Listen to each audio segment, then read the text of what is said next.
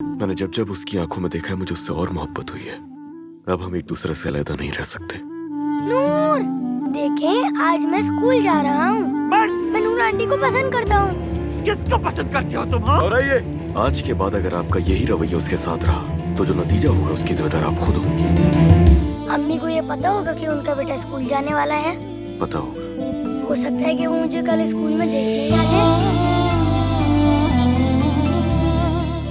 अम्मी नहीं आए अभी तक। आज स्कूल का पहला दिन है, उन्हें आना चाहिए था। मुझे सब याद है लेकिन अपना बेटा याद नहीं। जब तुमने अपने बच्चे को गोद में लिया। मुझे नहीं देखना। मेरे बाप से तो बदला ले नहीं सके, मुझसे ले बदला। चले। मैं कल जा रही हूँ और मौका मिलते ही सबसे पहले तलाक की कार्रवाई शुरू करूंगी मैं। ये मोहब्बत बदुआ बन गई है।